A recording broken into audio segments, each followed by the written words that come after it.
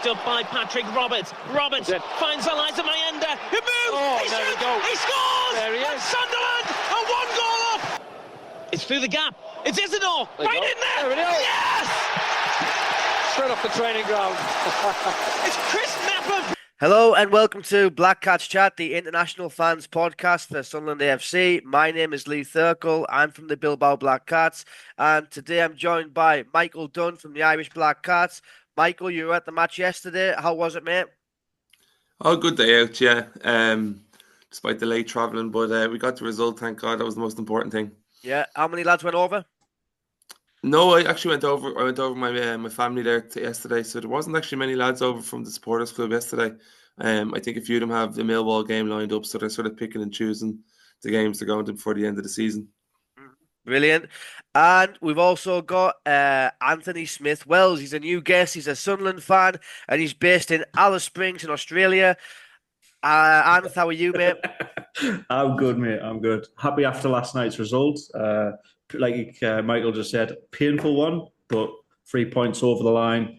Doesn't matter how we get there. We've just got to keep trying numb at the feet of the three teams ahead of us. So, yeah, absolutely. Buzzing with that.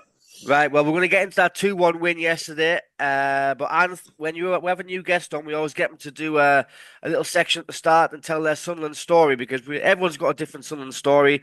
Michael's from Ireland. He's got no connection with the club, but he became a fan because of his dad, because his dad was a big Charlie Hurley fan. So what about you? What's your Sunderland story? So I'm actually from Sunderland. I'm born and raised from the north side. So mainly Redhouse, but I've lived in Roker, Doxter Park, moved around quite a bit during my early years. I've been out of the northeast since 2009 from uni, and now for the last year and a half been in Australia. So trying to make my dream come true from there. So been a fan from the age of like 7, so 1997 onwards. My first football game though was at Roker Park. I remember us beating Wolverhampton Wanderers quite comfortably as well, which was a great introduction. Getting dragged along. I found the footage of the the game I'm at. I think it wasn't Michael. There was two Greys, but one was Michael, and what was the other Michael called? Phil Martin. Phil Gray, Martin Gray. Phil Gray. It was on the the sidelines, just cheering us up, and I absolutely loved that. So that's it's kind of been a hook ever since, really. Just getting involved with the club, being at the games has been just that nostalgic factor. You always want to be living back in that moment where you just witness your first win, you witness the first player interact with you, and what have you. So what was the best memories from being a Sunderland fan is probably the Wembley experience, to be fair. I've got a YouTube channel myself where I've got the Wembley video, and I collated a metric ton of every single video that people posted of that day.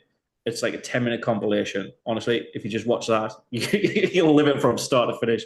You'll love. I think people will love that. If you want to just quintessential last 5 years of good memories for Sunderland, that Wembley Wickham win, that's definitely up there. Is there any more questions in that? I don't know. How often do you get back now? Because obviously you live in Australia, so it's not easy to get back. But have you got any plans to get back? When was the last time you were back? So the last game I saw was the Blackburn 5-1 defeat. So enough to keep anyone aware, that, wasn't it? Oh, no, I know. But to be fair, I was saying to my mates when I was at the game, though, that was the first game. Mundell got introduced into the squad, and I was like, he's a talent. He's going up. He seems like the only one who actually seemed to care on that day. So I was like, he's going to be good for us. And lo and behold, the first game next season, unreal. So I do like to get back. Every time I'm back in the northeast visiting family, I do get to a game, regardless of who's on. I've was a season ticket holder for years, and just Yeah, we've had some rough times. I think the worst season was that mid 2000s 19 pointer. So definitely been through some lows. But the next time I plan on going back to Sunderland to actually watch a game is whenever I can.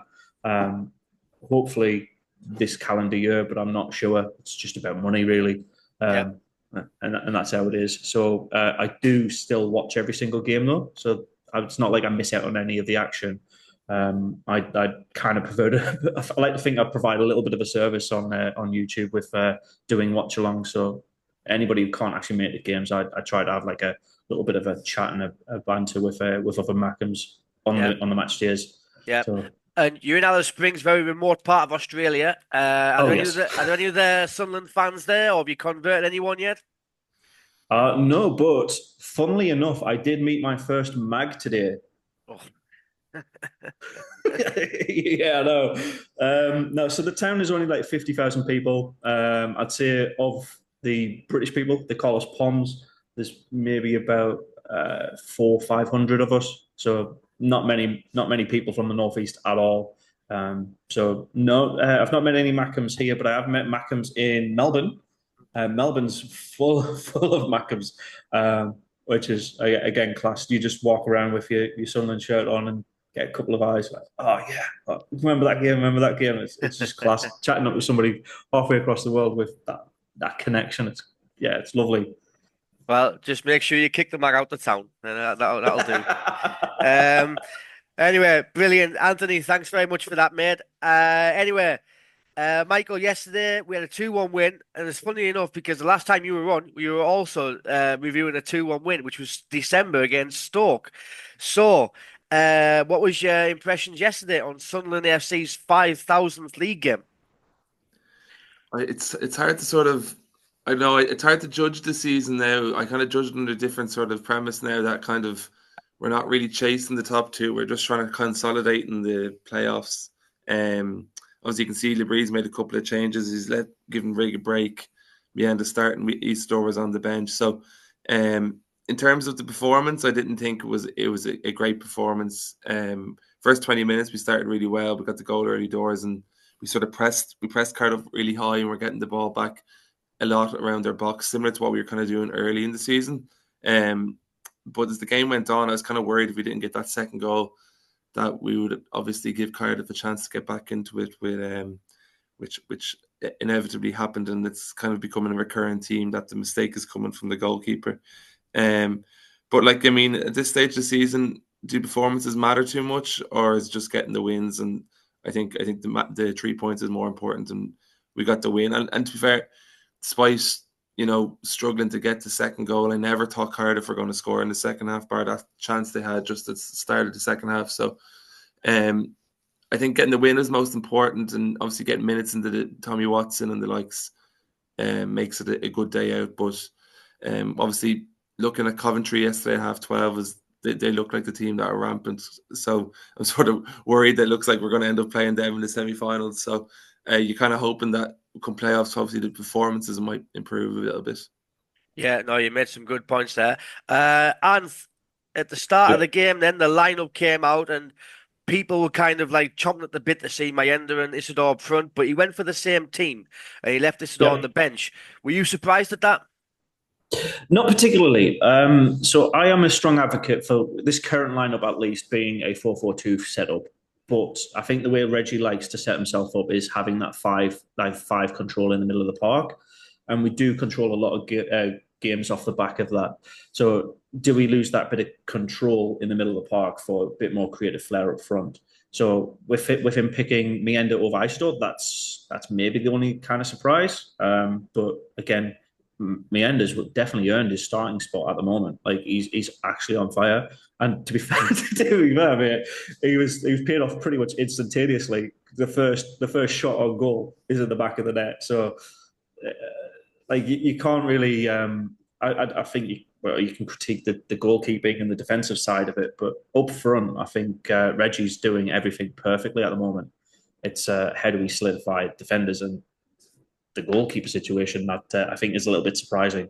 So if you're looking at the starting lineup, the most surprising one for me was not bringing in Sirkin as soon as he's fully fit and keeping Leo on the park. Like that to me is the biggest surprise than the striker situation. Yeah, yeah. And well, Michael, after a minute, like you were cheering, but you might not have been in the stands yet. You might have been finishing your pint in the concourse, but it was a very fast start, something we haven't seen for a good while now. So, but you mentioned before that we did seem to have that high press, and that intensity about us, didn't we, from the off? Yeah, yeah, we started really, really well, and it was obviously something they were obviously targeting because Cardiff did look shaky around the back. Obviously, the goal came after 2 minutes, and you can see, we can do that. I know we did a lot earlier in the season, but I felt we sort of changed our tactics in maybe October, November. We kind of sat back a bit when we weren't really pressing them as high, but it does seem to work when we put these teams under pressure, and especially the likes of Cardiff, who aren't great really, and the defenders wouldn't be great on the ball. And it gave us a great start, a great platform for the game. It's just sort of a pity that we didn't get a second. Like we didn't really create clear-cut chances in that first 20 when we were on top of them, but there was a lot of sort of balls around the box, and they were kind of bobbling around and sort of half chances. You just think if we get that second now, this could turn into a 3-4 or 5-0 sort of game. But we kind of let Cardiff off the hook a little bit, and that kind of gave them confidence to grow into the match. Yeah, I think we do have two big threats, Anth. I think one of our threats is obviously that high press. If we get it right, we do put teams under pressure and recoup the ball high up the pitch. But I think also our counter-attacking with the blistering pace that we've got with Mayenda and Isidore up front. We saw yesterday we had a couple of chances, a couple of counters, and we didn't kind of take, did we not? But it's nice to see that we have got those two attacking threats, haven't we? Yeah, and like you said, with Mundell just absolutely blistering past their right back every single time he tried. Like towards the end of the game, he just got the centre back, the right back onto him, and just dinked it past him and ran around him every single. It was comical to see from a Cardiff defensive standpoint. But for me, I think with our club, I think we do, especially in the teams that are in that bottom half of the table, when they park the bus, we kind of want to invite them higher up with that counter in mind, because when we come up against brick walls, that's where we struggled the most. And luckily, I think Cardiff were not looking to settle for a point. They were trying to win it, and that's where the gaps came from. And we actually were able to cut through some killer passes as well. So it does help when teams aren't ultra defensive to steal something from us. And maybe that early goal kind of ruined their plan of that early doors as well. So yeah, a lot of variables, but no, yeah, it's good to see pace. I think you've made some good points there. I think we do struggle against teams that park the bus because we haven't got that player that kind of can unlock a defense or play that killer pass. And yes, they're getting that goal did help. But also, Michael, I mean, Romain Mundell, he was 1-on-1 quite a lot with their fullback. And I was kind of surprised that they didn't double up on him like they have been most of the season with our wingers. So anyway, our first goal came then in the second minute with Mayenda. Good pressing from the team. Alan Brown caused the error from their defender. Played it straight to Patrick Roberts, who played a nice silky pass into Mayenda. And what I liked about the finish, Michael, was the control shift and then the finish. It was just three phases, no? Yeah, it was very un-Mayenda-like, if you want to say, considering some of the. I suppose he can be quite erratic with his shooting throughout the season, but you can kind of see his confidence is growing the more the season's going on, and he does have that in his locker. And I think give it another couple of seasons, I think we could have a serious player in our hands. I was only saying to a couple of lads yesterday, he could be the ace in the pack for the playoffs, because he's so unpredictable that how do you sort of defend against a player that doesn't know what he's going to do himself half the time. And he's sort of showing that more composure in front of the goal now. Give it last week and this week, and I'd say it's just confidence. The more he starts, the more goals he gets, more opportunities he gets. His confidence will just grow and grow. And there's not many teams in the league that would have an Isidore and a Mayenda sort of option up front if you're looking forward to the playoffs. So it's great to see Mayenda, especially building up his confidence with the playoffs in mind going forward. Yep. No, and that finish then, the control, the shift, the finish. That's like a natural striker's finish, isn't it? Because I think maybe earlier in the season he might have been guilty of taking too many touches and trying to get, I don't know, closer to the goal. But yesterday, that was a nice finish, wasn't it? Oh, it was sublime. It was clean. I think that's the easiest way to describe it. Edge of the box, perfect bottom corner, keeper offsided. It's just get the angle and take the shot, and that's what you want more strikers to do.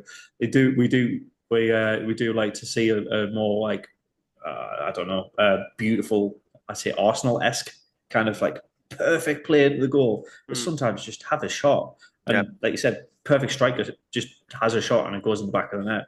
You don't like once we see it in the back of the net, we're ecstatic. We don't care. They just sometimes you just need somebody who's just direct rather than pretty doing it, and that was pretty much case in point. It was effective. Who cares how it looks? And how many Cardiff defenders does that actually break past to get past the keeper as well? Or is it 3 defenders and the keeper? There's Like he 3 has or a shot 4 from? around. Yeah. So He just shifts it inside. But Michael made a good point there about like Mayenda not having the confidence. I also thought the same early in the season that he's a big lad. He's got bundles of pace, but he seemed to lack that kind of like self-belief. But I think we've seen in recent months, like the way he's been celebrating with the fans after the match, not getting them going. You can see that he's starting to come out of his shell, isn't he? And he's starting to have that belief in himself. Oh yeah. And I think I kind of think where Luke O'Nien comes into it. I know that sounds really like a really left field comment, but Luke O'Nien gets the club and he gets the players who need to like get involved with the club. So he's just saying, if you want to have some fun with the fans after the game, do it. Like we're the club that lets you do that. Because you could imagine, like, let's say Leeds, even for example, if he was Mayenda was a Leeds player and he scored a goal, he'd be like, yes, thank you, and then walk off the pitch. Whereas with us, it's like, come on, and we're going into it. So I think there's just that connection of it means more. And if you can get a player that understands how we feel about that player getting involved with us as a fan base as well, not only on the game but like as within our community. You're laughing. Isidore was a great example as well this start of the season. Mayenda had a lack of confidence, but Isidore came in and instantly fired in his first game. So he got it straight away. He instantly got the fans' love. But Mayenda, his first couple of games were a little bit poorly received by our fan base. So maybe he's just like that negative. And then as soon as he gets his break, we're loving it. And he's got that, if I just keep doing what I'm supposed to be, the fans will love me. And that's, it's just building into him. And you got to remember, he is only 19 as well. So there is a lot of social influence in like his isolation and how different it is to be a professional footballer versus any other 19-year-old in the Northeast. Yeah. Well, he actually, there was a video on YouTube about a Spanish YouTuber who came to the Stadium Light because he got an invite from Mayenda, and he came to the Stadium Light and he had an interview with him, and he was saying the most difficult thing about professional football is scoring goals because the keepers are so much better than like under 21 or youth team football, and he said it's not as easy as you think to score a goal in professional football because the keepers are really that good. So it's an interesting comment. Michael, anyway, I watched the Access All Areas video on YouTube last night, and they had like a pitch side angle of the goal for 2 minutes. And Jesus Christ, I didn't have the TV that loud, right? But the roar when that goal went in was absolutely brilliant. I don't know what it was like for you in the stadium. Yeah, I feel like my voice is actually a bit croaky this morning because of it, but I sort of feel like there's a anxiety around home games at the moment, given the sort of last few performances.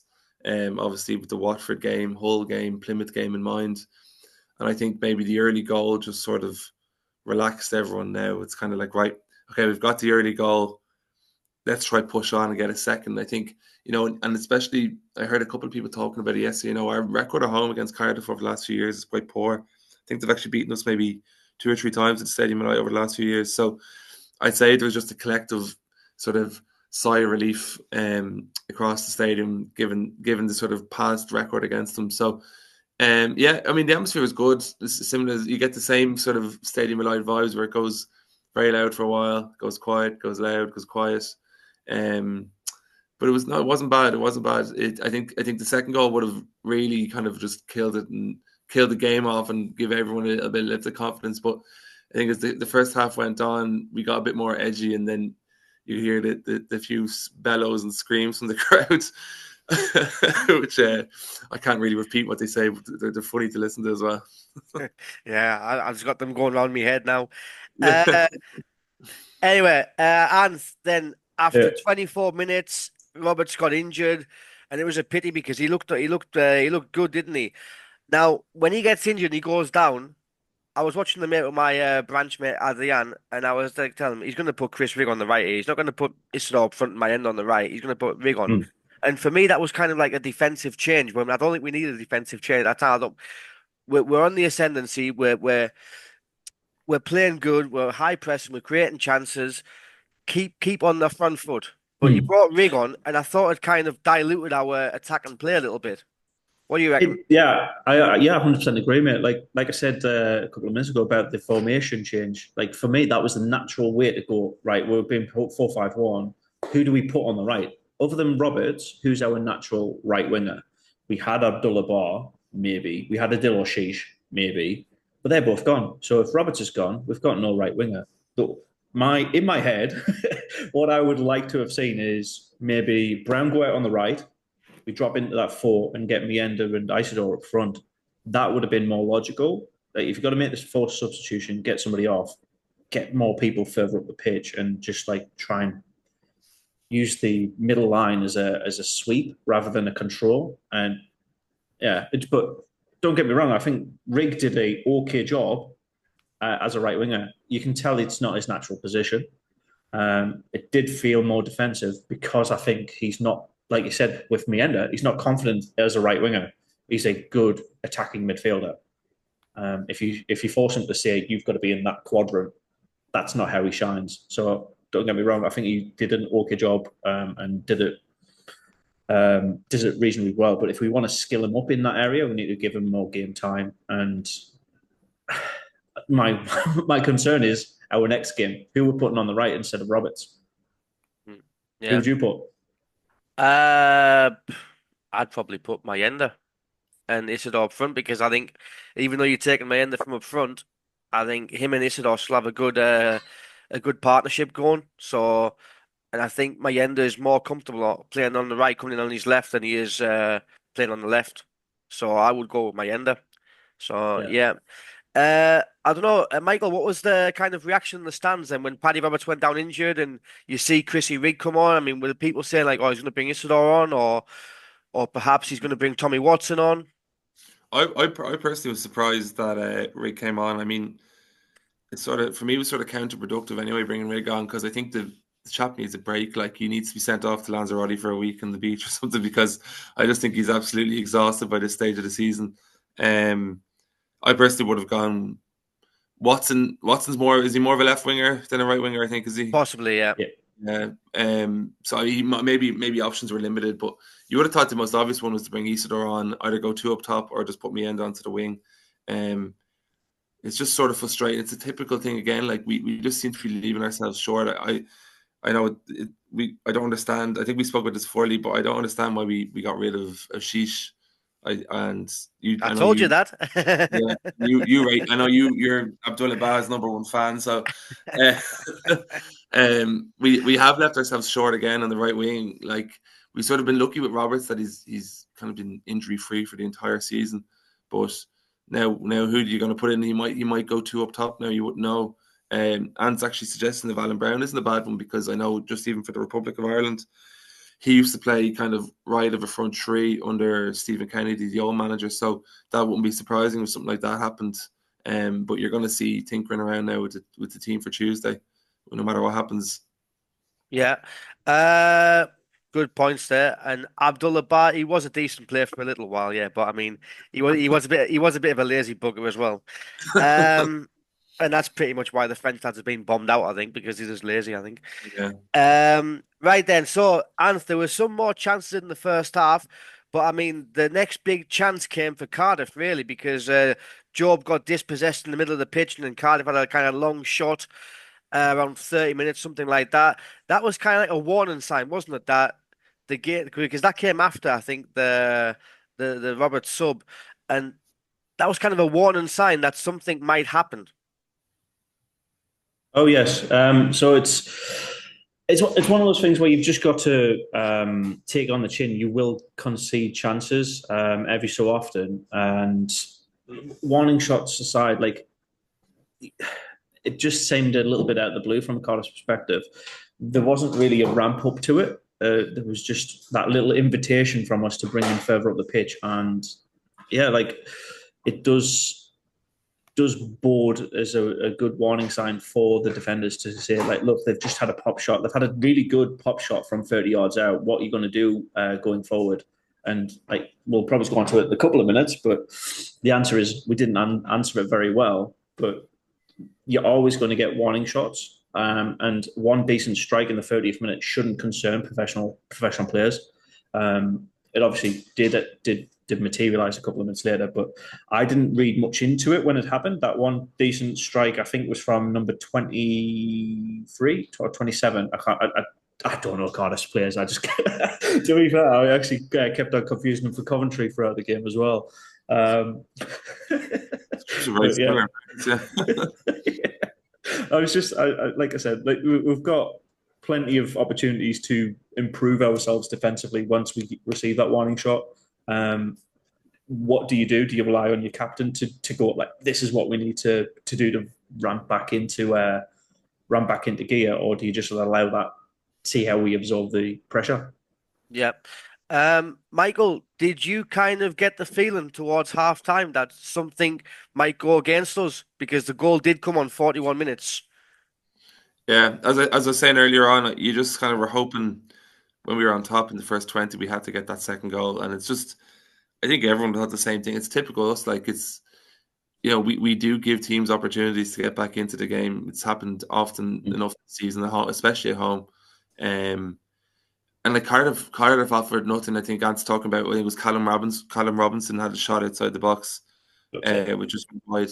And other than that, like, they didn't really create much. I know my side, the winger O'Dowda, he was getting up the pitch a bit, and I think he eventually put the cross in for the Cardiff goal. But like he was threatening against Yelda a bit, but like they weren't really offering anything, and it's just the same problem again where, you know, we're the makers of our own downfalls. Like, you know, we kind of give the teams opportunities to come back into the game. I don't know if it's like an anxiousness or a sort of, you know, we tend to just sit back and let them come on to us a bit. I kind of feel at times that we're not nearly good enough to play on the counter at home because we actually will concede. So it's not like, you know, we can take the pressure and then get up the pitch. We actually give them the chance to score. So yeah, I think the stadium could feel that the tide was turning a little bit, but more so because of ourselves rather than Cardiff actually doing something to, you know, to pose questions on us. Yeah, and I think, Michael, out of possession, we do kind of play quite narrow, don't we? But in possession, we play width. And their goal, it came from O'Dowda getting loads of time and space on the left wing. And to be fair, he puts a lovely crossing, doesn't he? Was it a foul, do you think, on Patterson, Michael? No, not a chance. No, your keeper has to command the box there.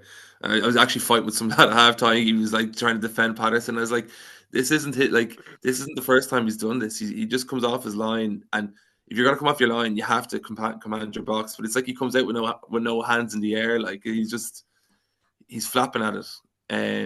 It was a good cross, but definitely not a foul. Your keeper needs to be strong. And what's the line Roy Keane says? If you're a goalkeeper, you have to come out with violence and just take everyone with you. Like, if you're going to win the ball. But Patterson's just not commanding enough for a goalkeeper at the moment, and it's actually a massive weakness in the team. Like, all the goals we've conceded lately are through him.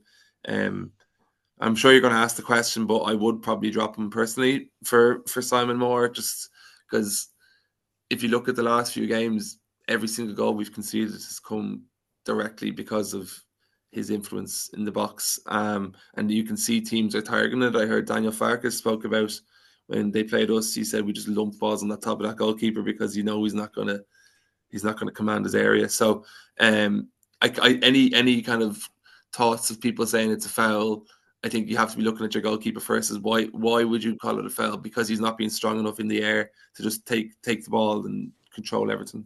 That's my view anyway. Yeah. Go on, Anth. I'm gonna play devil's advocate here for you, Michael. Sorry. I think I have the benefit of not being at the stadium and being able to see the replays. Yes, he should command the box area a lot better. 100% agree with that. He should be making a solid punch. But the Coventry player actually puts his fist in his face. You've done it again, Coventry, Cardiff. Cardiff, there you go. Yeah. They shouldn't be playing in sky blue. They shouldn't be playing in sky blue. Yeah, the Cardiff player should not be putting his hands in front of the keeper's face. And the fact that the referee literally stares at this player with his hand in front of the keeper's face, looks like it punches him. It doesn't connect, but he literally tries to handball it. So the keeper's trying to punch it. The Cardiff player is trying to punch it. That, to me, is a foul. It might not be a foul on the keeper, but it's definitely a foul in the attempt. Like the initial, like then flops to the ground. The goal scored. Like I can't blame the goal scorer himself, but the interaction with the player should have been called up, and it should have been recognised by one of the match officials. So again, if that was in the Premier League, I think that's getting disallowed by VAR. But we've got to be the benefits of what's no VAR system and trust that the referees are doing their job enough. Yeah, I think it's a foul. I think it's a professional foul. And I think potentially, because he's going for a handball, it should be a yellow card. Not necessarily on the interaction or how it clatters with Patterson, but the attempt to punch the ball mid-air should be called up. That to me, needs to be more of the issue rather than Pato making a clanger. Because Pato did make a clanger. I'm not going to deny that. Yeah. Well, I agree with you on one point. I agree that VAR would have called it up probably. But I also agree with Michael. I think Michael, the ball, he kind of flaps at the ball. And I think the contact for me comes after he misses the ball. And I think that he has the opportunity either to just claim it or just punch it. But for me, like the contact comes after. I don't know if you see the same thing. Yeah, that's it. And that comes back to sort of commanding your area and winning the ball first time. And if you catch the ball and the Cardiff fella hits you, then afterwards, then you're going to get your free anyway. But the way he goes out for it sort of makes it a 50-50 and gives the Cardiff attacker the opportunity to, I suppose, maybe distract him for the ball to break for the Davis. Was Davis who scored the goal? Yeah. But it's just a recurring theme that's bothering me. It's not the first. If it was one off, it'd be okay. But it seems to be is maybe the third, fourth occasion after Christmas that he hasn't commanded his area when high balls are coming in. So how long do we stick with this? And are we gonna, if we talk about this now and it comes to May in a playoff semi-final and we lose 1-0 in aggregate to a long ball that goes in and Patterson comes off his line, doesn't claim it, and Coventry scored a winner, then you're going to be blaming yourselves for, people be saying, "Oh, we said this 3 months ago," or this isn't the first time this happened. So I don't know. I don't know what the answer is. Obviously, we can't sign a new goalkeeper now, but I wouldn't be against the idea of trying Simon Moore, especially considering we are going to be in the playoffs. Give him a few games, and if he's more solid at the back, well, let's see what happens. I mean, what is Patterson really bringing to the team at the moment, other than clangers, and his kickouts are fairly appalling most of the time, in my opinion. So I don't know why we've stuck with him for as long as we have.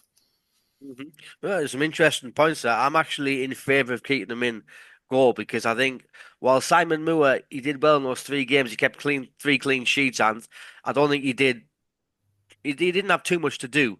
So, and I think like when you're a keeper and you make a mistake, there's no one there behind you to bail you out.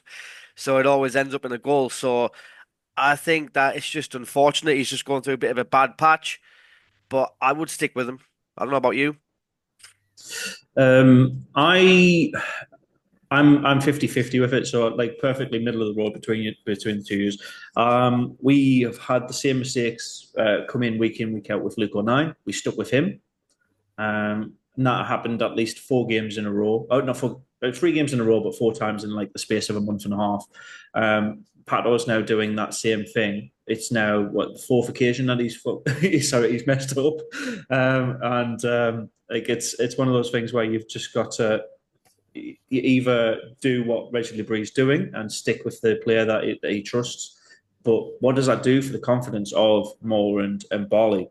Like, you've got 2 keepers who are like putting in good shifts week in, week out with the academy squads. They're ready. He's kept 3 clean sheets for our first team, and you're still not picking him because you've got a favourite, and that favourite is messing up. Why? Like I said, I can't blame him if he does change him, but also I can see why you'd want to stick to him just for that loyalty. Loyalty is a big thing with our club as well. So if you're sticking by your man, I can see Reggie Labrie doing that. But I can see the case, and I can agree with a lot of fans who say, yeah, swap him out, get him a little bit more mentally prepared to compete for his position rather than just keep giving him it. Yeah.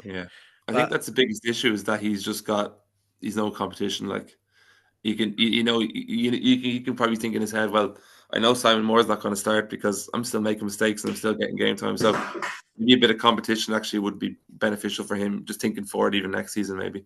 Mm-hmm.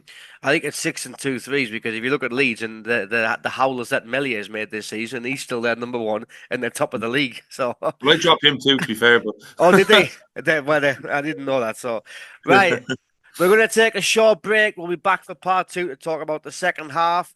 We'll see you on the other side. Hello, I'm Enrico from Italy, and I started following Sunderland in 1990. Away the lads! Away the lads! Welcome back for part 2. We're going to talk about the second half. Michael Mayenda had a good chance in the second half. He rounded the keeper and he shot low into the side netting. People were saying that he could have gone down because if he'd have invited the contact. I don't know what your view from the stadium was of that. That was the end of the first half, wasn't it? I think wasn't it just at the end before? Oh yes, time? It was before halftime. Yeah, sorry. Oh yeah, just before I'm thinking, did I forget something at the start of the second half? But that was probably the other side of Mienda where you can still see his inexperience. Maybe another experienced striker, maybe Eastdoor might have gone down, or I think he brought it too wide for himself. If you know what I mean, he sort of came across himself to try get it back in for the goal. So it was a half decent chance. It was the other side of the pitch to me now. So my view of it wasn't amazing, but looking back at the replay, I think he just brought it a bit too wide for himself. But the keeper did well. He sort of narrowed the angle from. It was probably a bit more difficult than it actually looks, but it would have been, if we went in 2-1 at half time, it's probably a different game second half than what it turned out to be. Yeah, and well, I mean, I fucked up on that, didn't I? Second half and the first half chance. But anyway, Anth, I think you can interpret that chance from Mayenda 2 ways, can't you? Because one, you can say that it shows his confidence that he wants to score a goal. Whereas on the other hand, if he'd have gone down, it might have shown that kind of like lack of belief in himself to score the goal. Well, to be fair, if he went down, we wouldn't have known either way, really. So, like, I think I kind of like that he didn't go down just because that one, he's strong enough. If he's coming up against challenges like that in the future, he's going to be standing up. If he does go down, it's for a purpose. It's not because he wants to. It's because he's been physically made to by a foul. So yeah, I'm glad he stayed up. Again, didn't bury the chance, but again, you're going to get more and more chances the more the game goes on. So if he's in that position, if he gets 10 attempts and scores one of them, who cares? He scored a goal. Wasn't that like the Yedlin approach as well? You don't like a player who misses chances, but once he scores the goal, you forget all the misses. So for me, I'm just glad he stayed up. It shows his strength and it shows his character. And yeah, he missed the follow up, but I'd rather him do that 5-6 times and mess it up and still be in the position every single time. Mm-hmm. It's consistency, it's power, it's pride. No. Michael, then, so Regis went against the grain, didn't he? And he made some early subs for a change. No, it was like 56 minutes on the clock, and he brings on Serkin for Yelder and Isidore for Brown. And to be honest, I was like telling my mate, I was like, listen, he needs to bring these on now. Funny enough, 30 seconds later, they come on. Yeah. Go on. I don't think he had to help himself. He went through someone and got a yellow card, so I think that probably helped his decision. But I'd say, yeah, I think he probably panicked a little bit because nothing was really happening at the start of the second half. It was very slow sort of display, and I think Cardiff was very comfortable, and we weren't really getting behind them. The wingers, despite Mundell's good play, he probably wasn't getting much, as in the balls into the box weren't really happening. So I think they were just trying to mix it up. And it was the right call. I mean, Isidore, I was thinking he might bring Watson on, but obviously they're probably a bit slow at Watson given he's only come back from injury. But Isidore and Sirkin, yeah, it was good to see Labrie making changes early, which is very unusual for him, as he said. So he must have been genuinely panicking a little bit to think that he had to mix it up early doors. And it's kind of good, the fact that we're leaving some of the regulars on the bench at the moment, obviously giving exposure to the likes of Helde, who hasn't started a lot of games, but we actually have really good options coming off the bench, and Easter especially completely made a difference when he came on as well. So sometimes over the last few months, you're looking at the bench, you're going like, who are we going to bring on here? Who's going to change the game for us? So we have improved the whole squad by giving lads opportunities to start at the moment and having better lads on the bench.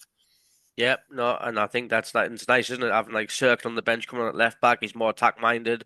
I mean, Anth Yelder's not a left back by trade; he's a centre back. He's not going to get forward the same as Sirkin would, or as Hume would, or as Huggins would when he plays. But I mean, he does a solid job at defending. And that's all he's in the team for, isn't it? Really?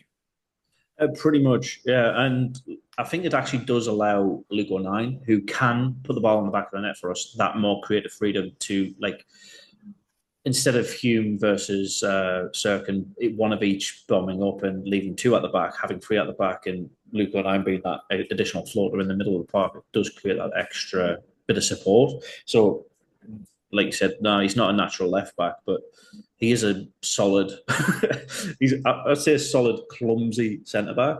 And again, I think he is our third, possibly even fourth choice behind Luke O'Nien, Metham and Ballard, all fully fit, of course. So if he can get a game time by filling in on left back, I think that's the best way for him. I'd rather him get some minutes, like you mentioned earlier on, than just warming a bench. So if that builds his confidence and allows him to demonstrate why he's a good choice. Yeah, yep. Yeah. And Michael, we had some good counters in the second half. I mean, there was a couple where there was one where Mayenda broke through, and what did he do? I think he passed it to Rig, and Rig had like a tame shot, like stretch, and it kind of for me again, it typified Rig's I don't know, just tiredness and fatigue at the minute, didn't it? That chance. Yeah, that was probably the height of it for a lot of the second half. It was a lot of sort of huffing and puffing.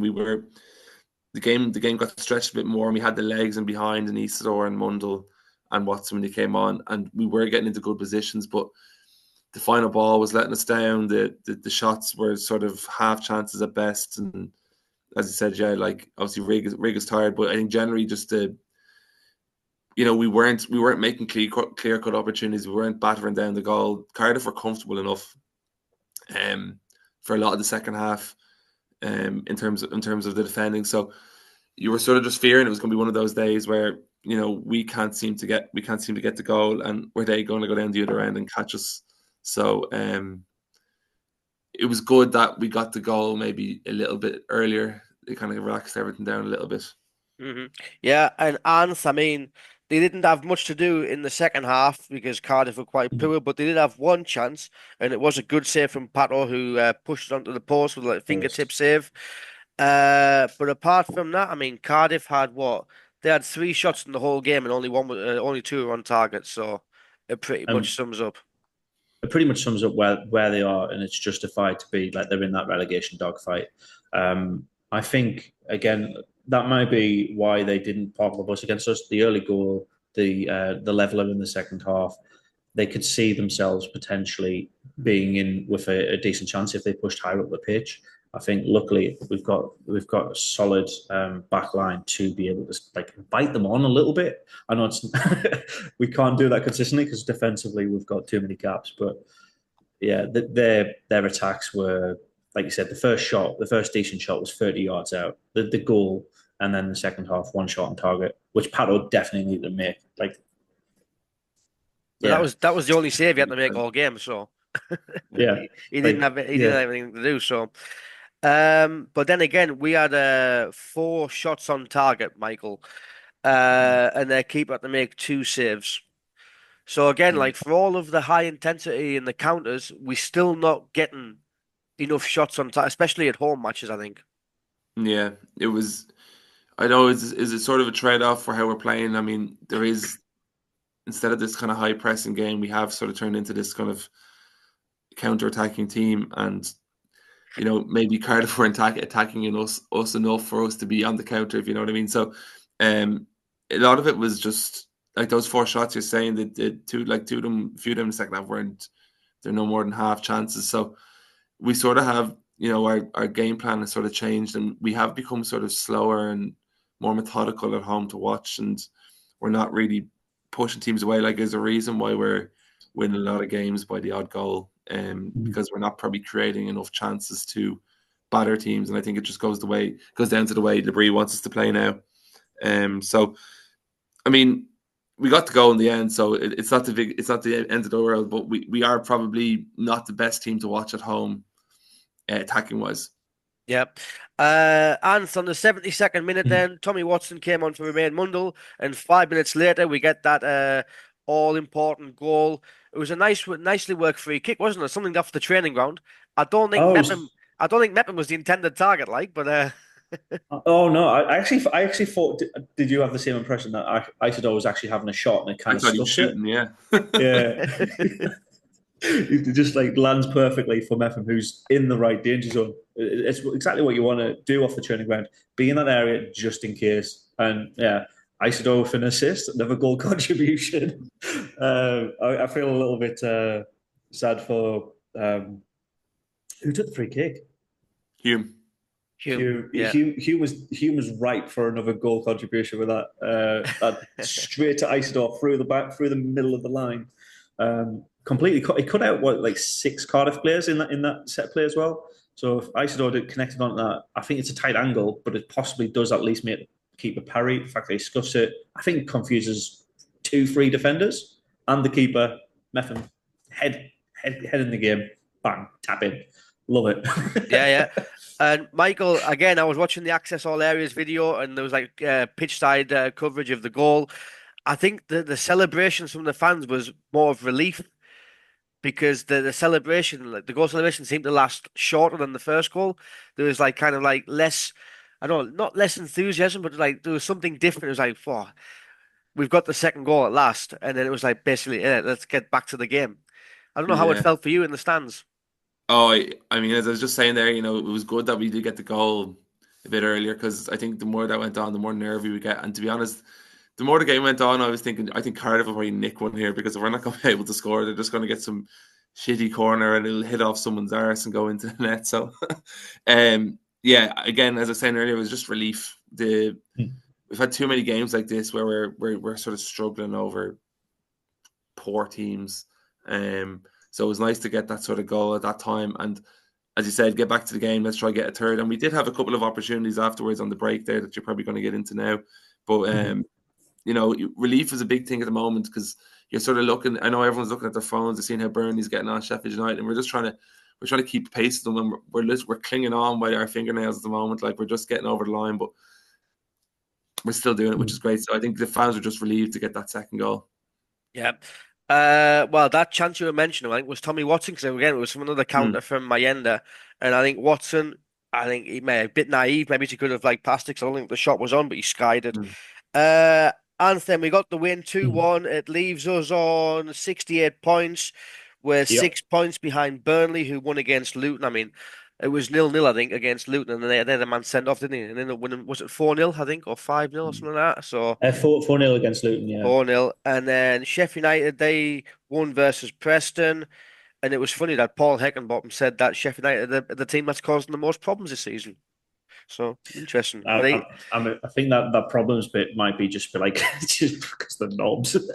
Well, and he's the ex-coach of Sheffield United, so they're on 76. You went there the deep there with Aaron Conley up front, so I don't think that was going to cause too much problems. True. So yeah, 76 points. Leeds are playing today against Portsmouth, 76 points. So listen, there are 10 games left. We still are in with a chance.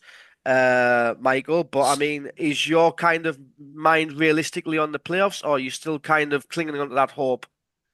No, the other teams are so relentless, aren't they? I mean, the top 3 are just winning game after game. I think it's going to take some sort of collapse from either Burnley or Sheffield United for us to get a look in. But as the cliche goes, you can just have to keep winning your games. Mm-hmm. The only thing in our favour, looking at our fixture list at the end of the season, I think our toughest game is probably West Brom away in April. I mean, there's a lot of winnable games for us if we can string a few wins together. If we just keep winning games and see what the other teams do, and we just have to be ready for a slip up. But let's be realistic. It's probably going to be fourth place playoffs. I mean, it'd be good to get third, just so maybe we don't play Coventry, because I absolutely hate playing Coventry. So actually we've them next week as well. So that's another tough game. But yeah, I think playoffs, we just have to keep winning our games and see what happens at this stage. Yeah, no, and Coventry Ants, they're 56 points. They won against Stoke. I mean, they were winning 2-0, but they won 3-2. West Brom a point behind on 55. And then you go back to 7th place, which is Bristol City on 53. So we've got a nice 15-point cushion. So I think we can kind of like be a bit more at ease, no, with like the worry that we had like back-to-back defeats, and then we're suddenly like looking a bit over our shoulder, and now we can kind of relax again, can't we? Oh yeah, so I'm a little bit nerdy when I look at the league table and when I've got a bit of spare time. So we've got 10 games left. We need to win 5 of those to guarantee a playoff place because of 15 points. Easy to work out. If we lose 5 of those games, if we lose 6 of those games, we probably deserve to slip out of the playoffs. But if we if we continue as we are, we're going to basically smash our return season of 69 points. We are showing a lot of signs of improvement, especially over last season. I think you've just got to put like a little bit of we're in our own little bubble now. Like, I think we are solidly, like Michael said, going to finish in 4th. We're trying to catch up to the parachute payment former Premier League teams, and it could be a lot worse. So, like, even if we don't end up through the playoffs or anything like that, like let's say we do end up with Burnley or Sheffield United in the Wembley final, I would obviously be devastated on the day, but I wouldn't begrudge one of those going up because I know they've got that infrastructure already in place where the wild card, and I think we've got to play that to our advantage sometimes. So yeah, 5 games to guarantee a playoff spot. I think it's 7 games before we are guaranteed to like drop out of the playoff to the automatic slots as well. So if we keep just winning games, keep performing, keep trying new things out as well, try and find out what our final couple of games is going to be like. Our perfect team, keep them fit, ready for those playoff games. That's what I think Reggie's got to be like, kind of keeping on his back burner at the moment. Yeah. Right, so we're going to go to the post-match comments now. Michael, I'll give you Labrisse's comments, and Ant, I'll give you Mepham's comments. So, Michael, Labrisse's comments were, we started well. The first 25 minutes were really good, high intensity. After that, we weren't able to maintain the level. He doesn't know why. Maybe tiredness, maybe the opponent. And he also mentioned that Patrick Roberts' injury doesn't look too serious, but they'll know more today or tomorrow. So, how would you sum up those comments, mate? Yeah, I think it's a lot of what we said already here. We started well, got the goal. I think we just needed that second goal to kill it off before we sort of lost the tempo. It's probably a mixture of tiredness and a mixture of other things. I mean, you're looking at that midfield. Dan Neil, Job, and Alan Brown. Alan Brown hasn't played a lot of football. Job and Dan Neil have been ever present throughout the whole season. So, one thing I did notice yesterday is that every time Dan Neil got the ball, Cardiff had 2 lads on him. So it was probably very hard for us to sort of, keep the tempo up or get the game played the way we wanted through Neil, because he obviously links everything. So I think they kind of snuffed him out quite well. So I think everything he said there is fair, and obviously hopefully Roberts isn't too badly injured, because we've spoken about ourselves. We absolutely no options on the right.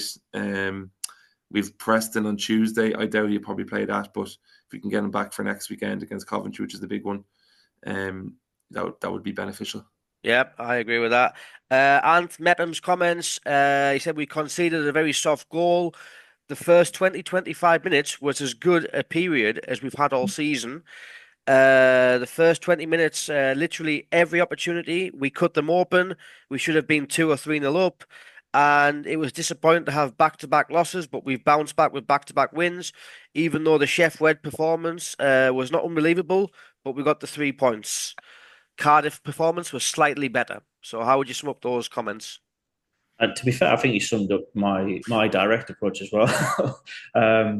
I think he's calling a spade there. It makes complete sense. There's no real tack on, but there's also like not a lot of substance in it either. It's just purely calling out what was clear and obvious. I find it quite interesting. We've gone through how about an hour and a half of part 1 and part 2 of this podcast, and we haven't mentioned that first 25 minutes. How good Joe Bellingham was. Joe Bellingham in that first 25 minutes, if he just managed to connect to a couple of those half chances or those passes that he was trying, we could have been 2 or 3 up. So I think Meffin is perfect with that comment. Like, we could have been much better off, and maybe it is that little bit of improvement that will see us challenging for the automatics. Mm-hmm. Yeah, well, hopefully, fingers crossed. Michael, then pre-match, there was like a presentation for Luke O'Nien for having 300 matches for Sunderland. He received a gift from Christian Speakman, which was like a miniature replica of the Stadium of Light. I don't know if you saw that. Sum up Luke O'Nien for us, Michael.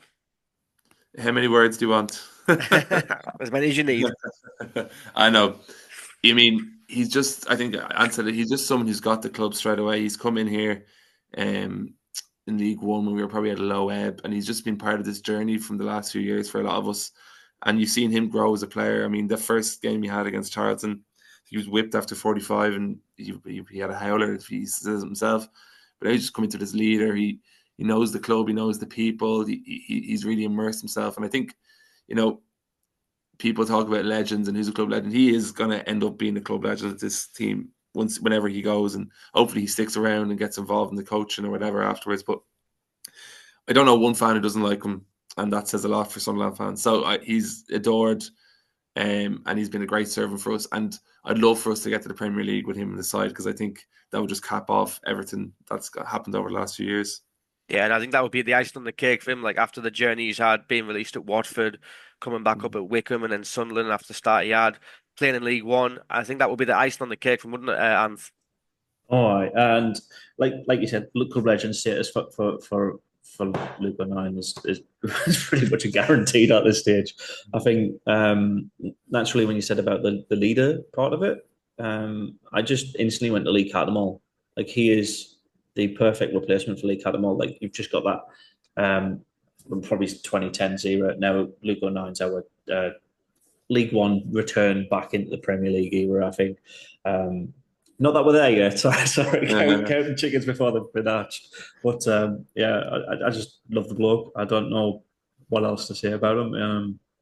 Gets us. We get him. Yeah, absolutely. And another thing yesterday, Michael, you might have seen on the touchline, Marcus Stewart, ex-Sunderland forward, was at the match.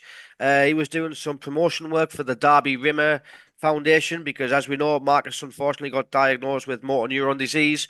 So it was nice to see him talking to Frankie and Danny pre-match. I mean, he made 102 appearances for us and scored 31 goals between 2002 and 2005. I mean, my memories are quite fond of Stewart. What about you, Michael? Yeah, I remember that promotion season with McCarthy. We went up, and he was brilliant for us then. I mean, I always think back when I never understood why we didn't keep him, because we couldn't score goals in the Premier League. He could have been easily an option to have, but I didn't realise he was there yet, so it's great to see, and hopefully he's doing all right. Yep. And then, so we've got some transfer news. It looks like Dewey Bennett is leaving for the Ukraine. He's going to a team called LNZ or something like that. We signed him for about £1 million, and apparently the rumours is that he's going to go for just under 500 grand. So it's a bit of a loss, isn't it? I mean, I'm like Michael says, I'm a Abdullah Bar fan, now she's fan, but I'm also a Dewey Bennett fan, because I think every time he's been on the pitch, he's either scored or he's made an assist. And I feel he's been a bit, I don't know if it's unfairly treated, but I think he should have had more game time. I don't know what you think. Potentially, mate. I always think he's been a bit of the like a gamble, a fringe player for us. And like you said, when he comes on, he tries to prove himself. But again, if he's just covering an injury and your favourite's back, it's that Pato situation as well. What Moore's just sitting on the bench going, why am I not getting game time? Eventually he does, but then he's not picked as soon as the other person's fit again. That's the exact same situation with Bennett. Like you said, got a flair, got talent. It could be that he just hasn't gelled in with our culture, and it might be the language barrier as well. He's a Portuguese or Spanish that he speaks? Spanish, yeah, Costa Rican. Spanish, yeah. So it does surprise me a little bit more that we've got Mienda in the fold. If because I know Mienda's like he's a Spanish lad, he should be up there, help him develop with that and get along. So maybe there's just some people don't click. I'd rather us lose that amount and reinvest the over 500,000 into another player that could be that next gem. But sadly, it's one of those ones where you take a gamble and it doesn't work. I like the bloke, I like the kid, but maybe he's not fit for us. And I think, yeah, professional. Yeah, this is the way it is. I mean, Michael, I spoke to Dewey last pre-season in Murcia. I actually spoke to him in Spanish, and he looked shocked that Macam knew Spanish. But he seemed like a really down-to-earth lad. He mentioned to me that like basically he struggled at first. His dad was over for the first few months, but his dad had to go back to Costa Rica. His girlfriend was studying in the university in Costa Rica. He was literally on his own, 18-year-old lad, didn't speak English, coming from a different culture, probably from a poor background in terms of education. Do you think the club could have maybe like handled him a bit better? I don't know. I don't know about that. I mean, you look at all the players we brought in, and you can use Mienda as an example, or the couple of other lads that we brought in that have been successful. I mean, I'm sure all those things were in place for him to succeed, but it is a massive gap. Like, I mean, he's only a kid, really, 18, coming from Costa Rica to Sunderland. It's just a huge change. Obviously, I can't really call. I don't know the ins and outs of it all, but I'd say maybe just the move was a bit too early for him in his career. A bit of a culture shock as well. Maybe the loan spells he went. I mean, maybe the only thing I'd say is maybe the club could have helped him with the clubs he went on loan. Probably didn't really help him. I mean, if I were him, I would have thought that staying in England and getting a loan in England would help you adapt to the English culture better instead of going to Greece. I think it was Greece he went to last year. So that probably didn't really help his case. I think he would have been better being immersed in England because he clearly has ability, but obviously I'd say he just couldn't settle in the country. Yeah, I think like he mentioned that he was a bit naive about the Greece move. I think he just wanted to move, and he thought Greece because he had some Costa Rican teammates playing there. But he told us it was a complete disaster. But I agree with you, Michael. I think that a loan move to like a League One or even a League Two team, even if it's like just local, like Hartlepool or something like that, just to keep him in the area, get him some like proper English football, and also get him immersed in that English dressing room culture as well, because that's what he needed, not going to Greece. But and I think he's also his defensive abilities. I think he didn't have that kind of defensive mentality, and I think that counts against him because our wingers in recent years, like Paddy Roberts, Jack Clark, Mundell, they do get up and down the pitch, whereas I think Dewey didn't do that. No, and I think that's like you said, a little bit of the Costa Rican style of play. Like if you're a left winger, you're there to support the striker, not your defenders. So maybe that's what he's reading into it. I'm there to be that creative outlet, that potential. Well, to be fair, with that free pirouette, so he looked like a ballet dancer on the page. So you can see that's the kind of style of football he would have tried to adopt into our club. And some places, like across England, that might work. I can't really think of a club off the top of my mind that would be fantastic. Maybe Wrexham at the minute, but other than that, I can't really see any English style of club fitting well with him. Maybe lower leagues as well, like outside in the Vanarama or something like that. But yeah, the EFL system might not have been for him. I do find it really bizarre, the Greece connection, like Michael just said, but also now going to Ukraine, he's going to have the same language issues. He's not, like, they don't speak Spanish there.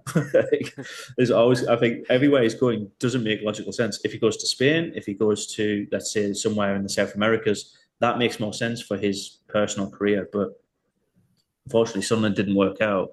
It's a big gamble that hasn't worked. Good luck to him, I think. Yeah, good luck to him. And it's interesting because the Costa Rican fan comments on social media that like basically, he's another one that's fallen off the cliff.